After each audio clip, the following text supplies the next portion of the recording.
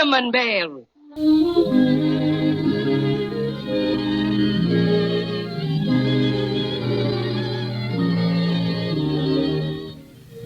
May I join you and introduce myself? My name is John Heaston, and for the past several months, I've had the pleasure of handling the announcing assignment on a new Christmas program, the musical theme for which you've just heard. This series was produced in the Hollywood studios of the Radio Transcription Company of America, Limited, under the direction of Lindsay McCary, production manager for Transco. Right now, I want you to meet the producer of this truly unique feature, Lindsay McCary. Thank you, John, and how do you do, ladies and gentlemen? Lindsay, just how did this series, The Cinnamon Bear, happen to be produced? Well, unlike Topsy, it just didn't grow, John. The story goes back several years. Mr. Charles C. Pyle, president of the Radio Transcription Company, has received innumerable requests through our field managers and by direct mail from radio stations, advertising agencies, and sponsors for a program series designed especially for pre-Christmas running.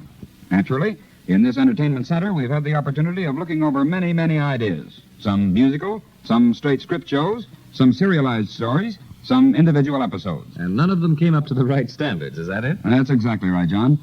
And Mr. Pyle said to me last May, this year we must have the best Christmas program series that has ever been produced. And that was a large order, believe me. Well, it wasn't until I ran into Glenn Heisch one day on Hollywood Boulevard that the idea hit me that here was the man to create Transco's Christmas feature. I've known Glenn Heisch for several years, and I've known his creative and writing talents. But I also knew he's a very busy man and didn't believe he'd consider assuming the responsibility of another writing assignment. I played a hunch, though, and invited him to go to lunch with me. Casually, I revealed our predicament. Transco needed a series of 26 15-minute programs, particularly designed to run from Thanksgiving to Christmas. I told him we wanted a series with all the charm, the whimsy of the Oz books, and Alice in Wonderland. A series which would intrigue children, keep them listening from day to day, and at the same time a series which would be highly entertaining for adult listening audiences. In pretty big order, I realized, but all of a sudden, well, I could see the glint of authorship coming into Glenn's eyes. He began to get that vacant stare that seemed to say, wait a minute, something's percolating. We finished lunch and said goodbye, and the next morning Glenn called me and said, I've got it. Well, John, he came out with a synopsis of The Cinnamon Bear and read it to me. He'd been developing the idea until 2:30 in the morning, and he told me it seemed to fairly roll out of his typewriter. After I heard it, I hit the ceiling. I knew he had it, too. We of the Transco staff got together, talked it over, and decided unanimously that at last, in Glenn Heisch's Cinnamon Bear, we had discovered our Christmas series. Well, then, Glenn and I went to work. We decided that this intensely interesting serial story had to receive the best dressing up we could give it. First of all, it must have original music. We could include at least 10 original musical numbers, sung by the whimsical, entertaining characters in the story. Well, Glenn went as one better, and there are now 11 numbers with reprises of 2. Of course, it must have an intense Christmas atmosphere throughout, with a growing Christmas feeling as the series approached its final episode on Christmas Day. And, of course, Santa Claus must play a vital part in the solution of the children's problem. What children, Lindsay? I don't believe you mentioned them. That's right. I guess I haven't said anything about them. Well, as you know, John, they're 2 swell kids.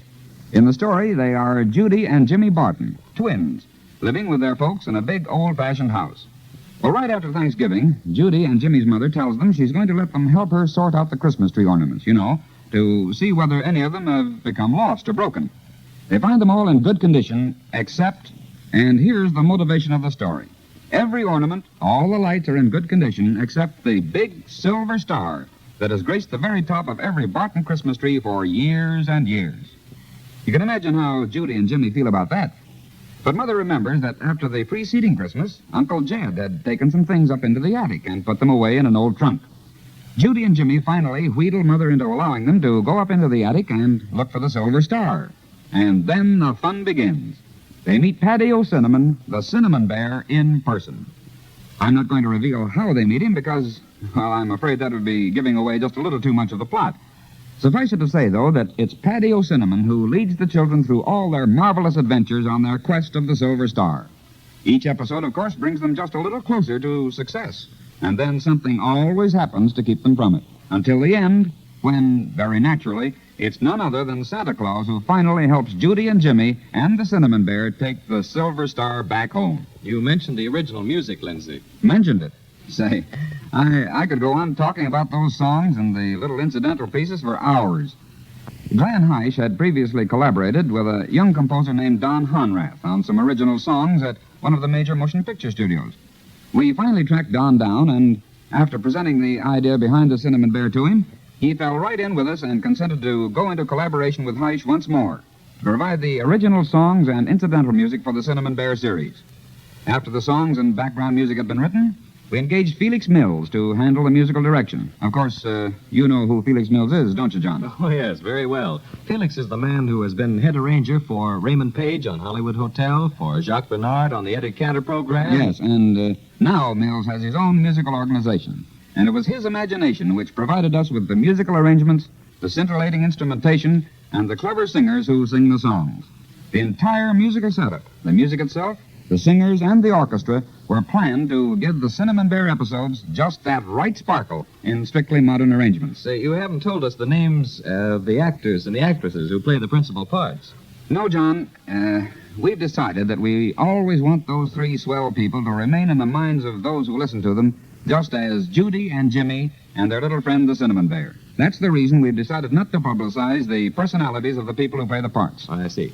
How did you select these people, Lindsay? Well, as soon as I heard Heisch's synopsis of the story and became acquainted with Patio Cinnamon as a character, I realized that as far as I was concerned, there was only one man in Hollywood who could possibly play the part. He's a man who has done a great deal of work in cartoon comedies. He's a showman from the early days of vaudeville and was one of the first featured comedians in the early silent picture days. I finally found him on a little ranch out in Van Nuys, proposed the idea of the Cinnamon Bear to him, and he jumped at the chance to play the part. And the two children? Well, that wasn't quite as easy a job, choosing them. We held several auditions at our studios, pairing a number of children off and having them read a portion of the script. Each child had a number, and we listened to them blindly. That is, none of us knew the identities of any of the children auditioning. We finally narrowed the group down to the two we felt were right for the parts. Two children, it turned out, who had played brother and sister parts together many times before. Just to be certain that our choice was right, we made an audition recording with the Cinnamon Bear playing his part, and then we knew we had our three principals. There's no question about it, John. This series has more than equaled our expectations in mastery of script treatment, in musical setting, and in production. And our unbounded enthusiasm for it has led us to the decision to let station executives and their clients know about the Cinnamon Bear through this medium. Well, thank you, Lindsay McHarry. Now, friends, if you'll just have your technician turn this transcription over and play the other side for you, we're going to give you an opportunity to meet Judy and Jimmy Barton and their little pal, Patio Cinnamon, in person. Will you spend another 8 minutes with us? Thank you. Jimmy! Oh, Jimmy! Oh, gee, Judy. What do you want now? Did you hear what that man on the other side of the record said? I don't know what you're talking about. Did you hear him, Cinnamon Bear? I'm afraid I didn't, Judy. I was pretty absorbed in this extra yummy cinnamon bun. What man do you mean? Why, the man on the other side of the record. What record? Well, this record, the one we're on. Haven't you noticed we're going round and around? Gee willikers, we sure are going around all right. Well, after all our adventures in Maybeland, nothing surprises me anymore. Well, what about this man on the other side of the record, Judy? What did he say? He was telling the people. What people? I don't know. Well, some people who want to know about us, maybe. Well, anyway, he told them if they'd turn the record over, we'd say something about the most wonderful adventures we had while we were looking for our silver star. Oh, he did he? Huh. What right has he got to be saying we'll do something without asking us first? Watch it, Cinnamon Bear. You remember what happened when you got funny with that roly-poly policeman? Yes, don't be that way, Cinnamon Bear. Besides, we've got to think of something to tell the people.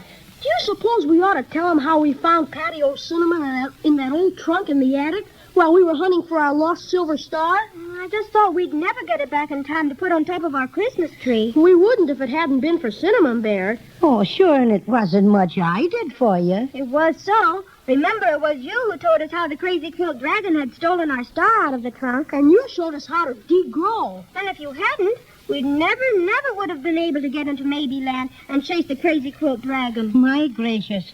He sure turned out to be an overstuffed nuisance, didn't he? Remember how funny it was when we finally cornered him on that cliff over the root beer ocean? He just wouldn't give up the star. But he sure acted different when we yelled boo at him. Yes, sirree. He jumped right off of the cliff and splash. Remember how he told us never to say boo to a crazy quilt dragon? Remember what he said? Don't ever say boo to a crazy quilt dragon. No, never, not even in fun. Remember, a crazy quilt's colors are fast and are guaranteed never to run.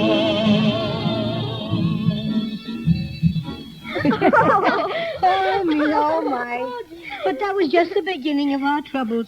Crazy Quilt had to go and lose the star in the root beer ocean. Yes, but he turned out to be a pretty good dragon after all.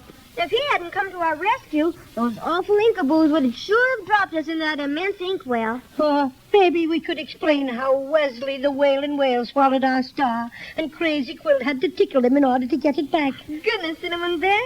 I can't figure out what to tell the people. Oh, how about the time we were captured by pirates? That was sure scary for a while, and... Jiminy Crickets! Look, we're getting farther and farther out on this record. Does it make you dizzy, Patty O'Cinnamon? Not in the least, Wise Jimmy. But if I could only lay me hands on that smart Alec on the other side, I'd make him dizzy. Garah! Now be good, Cinnamon Bear. And remember, we were talking about the pirates and how they turned out to be so nice. They were swell, especially Captain Taffy. I wonder if they ever got that big hoard of yummy marshmallows they were hunting for. They were regular, all right. You know, I like that song they used to sing. I tried to whistle it if they hadn't forgot to put a whistle in me when I was made. Let's see. Now, how did it go? They always sort of shouted when they sang. Standy ho, standy to the starboard. Sing your ho-ho and a bottle of pop. Standy ho, standy to the starboard. Sing your ho-ho and a bottle of pop. I'll sure never forget that song. But I can't remember what to tell the folks, Judy. How about when Crazy Quilt was bewitched and stole the star again and ran right through the picture frame into the magic forest? Oh, yes. That's where we met Fraidy Cat and the rhyming rabbit. And Fee-Fo, the gentle giant. I've got it. Let's tell him about that awful, terrible old wintergreen witch and how she almost changed us and Crazy Quilt into a pincushion, a doormat, and 2 white mice. Oh, no, I wouldn't do that, Jimmy. It might scare him. Well, remember Snapper Snick, the crooning crocodile? Heavenly days. Now, look how close we're getting to the edge of this record. And speaking of records, I wonder if that fellow on the other side still wants to make something out of it. Hurrah! Now, we've no time for that sort of thing, Cinnamon Bear. We must hurry and think of something. Why don't you take my advice and tell him what a no-good dragon Crazy Quilt turned out to be? Don't be mean. You're just jealous, Oh, that's is that all. so? Didn't Crazy Quilt stand by us through all the rest of our pretty awful adventures? I remember what fun we had with him when we got up in the snow country. I think we had more lovely times with those nice little folks in Santa Claus country than anything. I still say that Crazy Quilt's a red, green, yellow, and blue so-and-so. I guess he's right, Judy. Remember what happened right at the end of our adventures? Remember after Santa Claus had gotten our star back for us? Crazy Quilt just... One moment, please, Jimmy. I just happened to remember. That's not so good show business. What do you mean, Cinnamon Bear? Well, my cousin, Curly Q O'Cinnamon, was in a puppet show once, and he said you should always leave the people asking for more. Willikers, maybe that's what we better do. But we haven't decided what to tell him. I know what to do. What? Well, I heard that man on the other side of the record say... Oh, so he's talking out of turn again, huh? Well, just wait. Listen, I'll take... he said that they had made transcriptions of every last one of our adventures. Yeah, wait. What is this transcription business? I don't know exactly, but it's just like a radio program, and it's wonderful, too, because you can just hear everything that happened to us. Willikers, just like magic. Well, then all we have to do is to tell the people to listen and find out all about our really, truly trip through Maybeland. Oh, dear Jimmy, we've just got to start pretty quick now. Look how close we are to the edge of this big record. Come on, Cinnamon Bear. So that smarty on the other side went and made made things, huh? Just wait. Eavesdropping, huh? Garah. Better hurry, Cinnamon Bear. Not much room left on this record. Better be nice and tell the people goodbye. Bless my stuffings, yes. Almost forgot. Goodbye, everybody. Goodbye. And a Merry Christmas to you all. And, well, right now I got a little business to attend to on the other side of the record.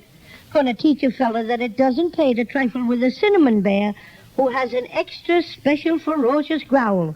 In the meantime, we'll see you all later at the Christmas tree parade.